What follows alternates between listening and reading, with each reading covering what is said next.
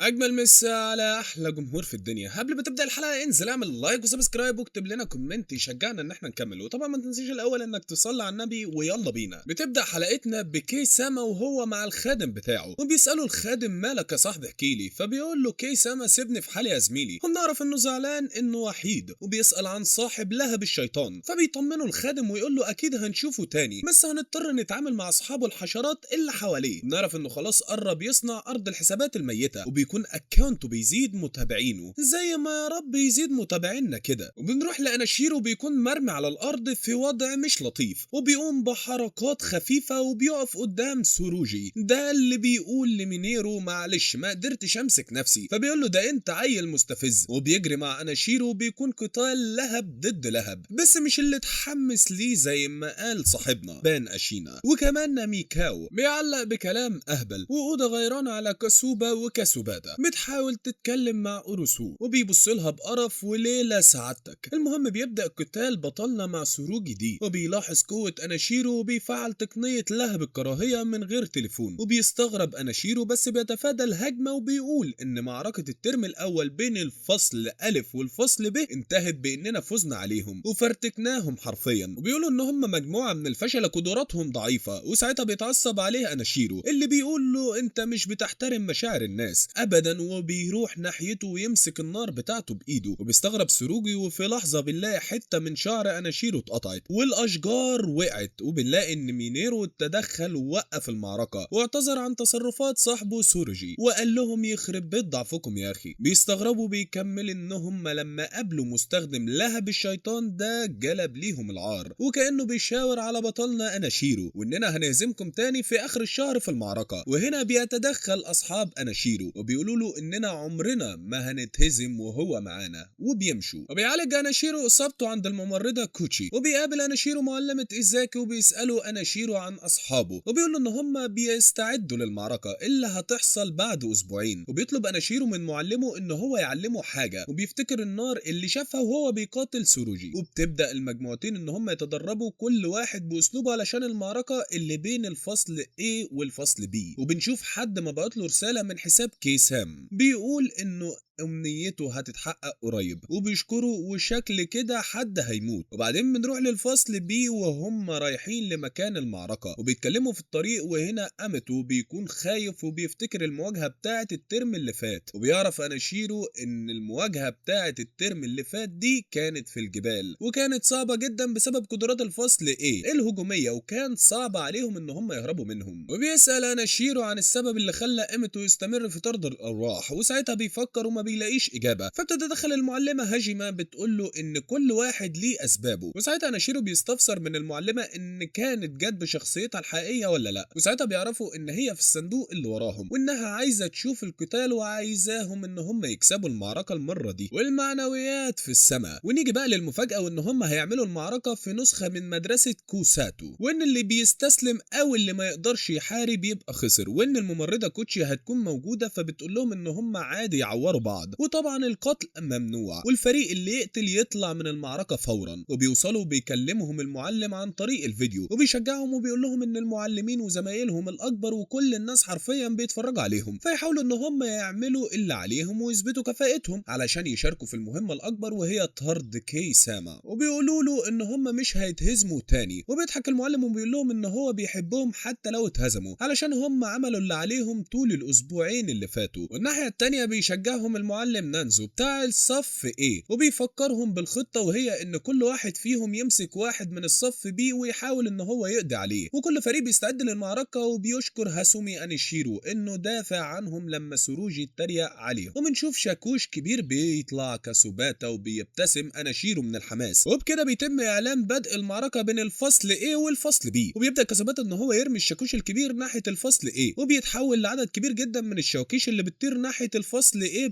بسرعة كبيرة جدا. وهنا اشينا بتتدخل وبيفعل مهارة الروح المتجمدة وبيصد الضربة وبيقول له انت استهلكت كام من البطارية بتاعتك؟ فقال لهم 50%. وبيلاقي الفصل بيه ضربة جاية ناحيته وبيصدوها عن طريق ايميتو. وبنعرف من كاسوباتا ان الضربة دي جاية من اوغاري رئيس الفصل ايه، وان الهجمات بتاعته بتوصل لمدى بعيد جدا وبيحذرهم من ان هم يقاتلوه لوحدهم. وكلهم بيبصوا للمعلمة هاجيما في الصندوق بتاعها وبيمشوا وبيأمرهم كاسوباتا ان كل واحد فيهم يمسك واحد من الفصل. وبيكون سوروجي بيدور على ناشيرو وناميكايا واودا بيدوروا على كاسوباتا. وبيوعدهم رئيس الفصل ايه انه هيقضي عليهم ويشارك في مهمة القضاء على الحساب من المستوى الاعلى وهو الفتى الحزين كي او كي سام. وهوب دبل كيك بنلاقيه وصل للمعلم هاجيما اللي سبحانه مستخبيه وسط صناديق زيها. وبيقول لها نبيهة قوي صندوق مستخبي وسط صناديق. وبتحاول تهرب بس اوغاري بيقطع الصندوق نصين. وبتظهر دمية هاجيما وبتغيظه انه ما صابهاش. وبتطلع خطة هم عاملينها علشان يستدرجوا الفصل ايه بالمعلمة هاجيما عشان كانوا عارفين ان هم هينفصلوا ويدوروا عليهم وان جسدها في حتة تانية. وبيبص فوق ويلاقي الفصل بيه عليه وبيقول له كاسوباتا انت ما تعرفش ان اهم حاجة العمل الجماعي. وبيتريق عليهم وبيقول لهم ده كده اسهل لي ان هوقع 6 اشخاص مرة واحدة. وبيهاجموه ولكن اميتو بيحميهم وبيطمنهم رين ان لسه باقي طلاب الفصل ايه ما خدوش بالهم. وهوب العمل الجماعي اشتغل وناشيرو يظهر ويدي اوغاري ضربة ويتفاجئ منها المعلمين والمديرة. وبيفتكر الفصل بيه ان هم هزموا اوغاري بس بيلاقوه بيلوم نفسه انه اتصاب ازاي من الفشلة دول. وبنشوفه بيضرب نفسه وبيتفاجئ اناشيرو بس كاسوباتا بيقول له ان مهارته بتخليه يختار انه يضرب المادة اللزجة مش نفسه. وبيقول لهم يهربوا وبيضرب ضربة قاطعة من سيفه وتقطع دمية هاجمة وبيت كامل يقع. وبيلوم نفسه انه كان ممكن يقتلهم ويخرج من المعركة بسبب ده. وبيقرر الاستاذ انه يقطع ايديهم ورجليهم بس يخرب بيت الرحمة بتاعتك يا شيخ. وهنا بيقول لهم ان هم في مشكلة ولسه اناشيرو بيقول لهم اطمنوا معانا ايميتو بس بيشوفوا ميت من الرعب ومش قادر يتحرك واختفى الجدار الحامي. وبيتريق عليه اوغاري انه لسه جبان وما اتغيرش من المعركة اللي فاتت وانه يستسلم احسن له ويسيب الاكاديمية. وبيوقف الموسيقى اللي مشغلها ولسه بيقول له انا اسف ام هاسومي صد بقه وابتسم له وراح باقي الفصل بيه يهاجموه. وبيطمنوا اميتو ان هم فريق وما ينفعش يتخلوا عن اي حد وان هم عيلة. وبيوجه اوغاري ضربة ليهم ويختفوا وبيكون هاسومي نقلهم لمناطق تانية عن طريق النوافذ اللي بيفتحها. وبتعجب المديرة من المهارة دي وإيزاكي بيقول لهم قلت لكم مهارته فتاكة. وبيقول له هاسومي ما تستخفش بالفصل بيه يلا.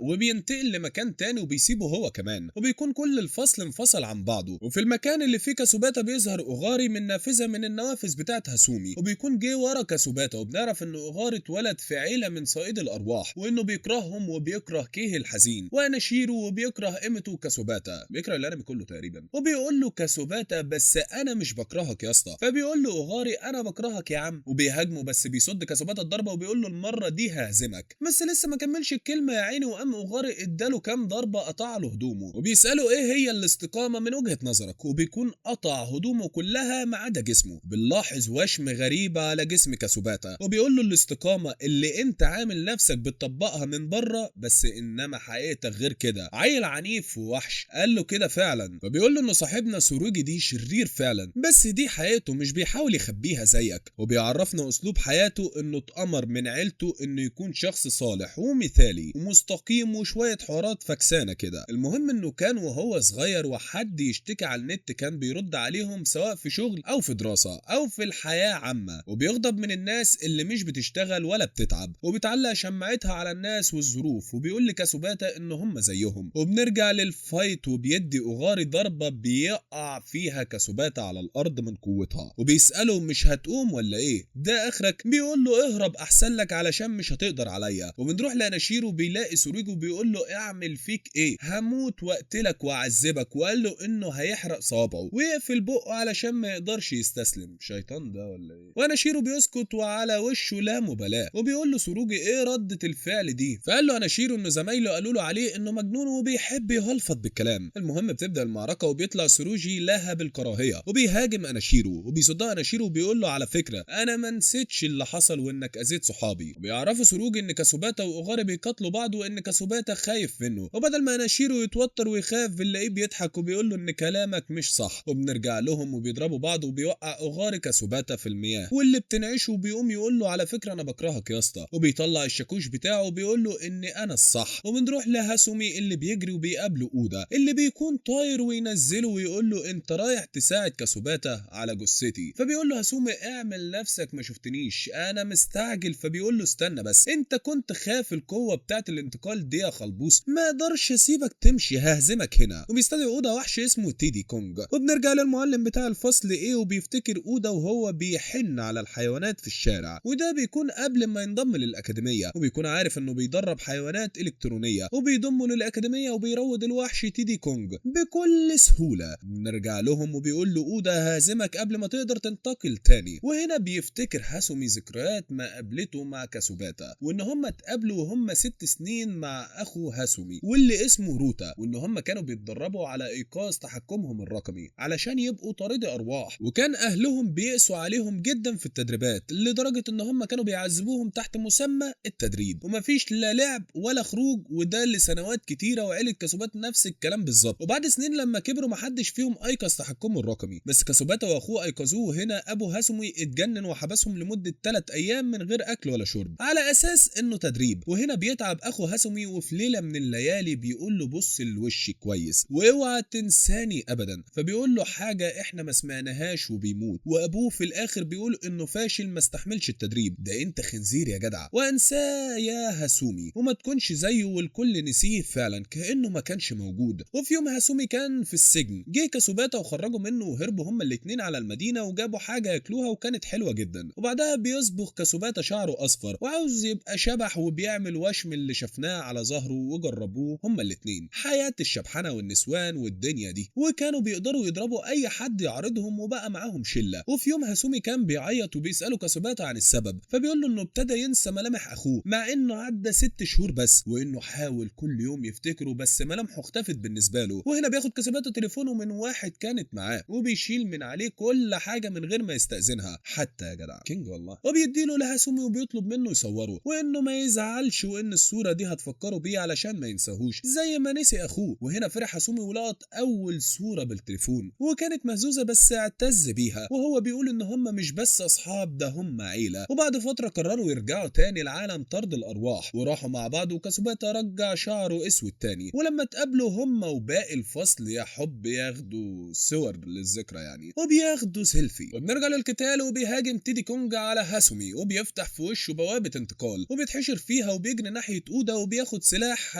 من بوابه تانية وبيضربه وبيقول له ابعد عن عيلتي يا غبي. وبيوقع اودا على الارض وبيجري هاسومي على كاسوباتا وهو بيدعي انه يكون بخير. وبس كده خلصت حلقتنا، اتمنى تكونوا استمتعتوا بيها. ولو عندكم اي اقتراحات لينا اكتبوا لنا في الكومنتات، وما تنسوش تحطوا لايك وكومنت وشير وتشتركوا في القناه علشان تتابعوا كل جديد. اشوفكم في الحلقات الجايه، يلا سلام.